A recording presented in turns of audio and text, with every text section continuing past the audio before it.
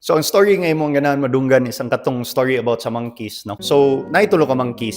Si monkey A, si monkey B, ug si monkey C. So, si monkey A, B, ug C, gisud sila usa ka tangkal sa isa ka prominent kayo na scientist. Gisud sila tangkal nga naay usa ka saging. So, eventually, ang natural reaction is paon nila ang saging. So, every time nga ilang i-attempt og kabut ang saging, pakurintihan sila sa scientist. So, maigking silang tulo. So, sa pagkurinti sa scientist, di na gyud nila kuhaon ang saging kay meaning dili ipakuha sa ilaha. So nagpundo na lang silang tulo. So to make the experiment more interesting, giilisan si monkey A into lain nga monkey which is si monkey number 1. Gisulod si monkey number 1. Natural reaction ni monkey number 1 is iyang i-try og kuha ang saging. But ang duha ka monkeys ilang gi-stop si monkey number 1. Gidukol nila. Ayaw lagi nagkuha kay basig makurintihan ta. Nagpundo na pud silang tulo. Si monkey B gilisan ni monkey number 2. Now pagsulod ni monkey number 2, of course si monkey number 2 mo try pud og kuha sa saging. Pagkuha sa saging or attempt pagkuha sa saging, gidukol siya sa iyang duha ka kuyog. Now, nagpundo na lang sila. So si monkey C gilisan ni monkey number 3. So pagsulod ni monkey number 3, ni attempt pod siya og kuha sa saging, but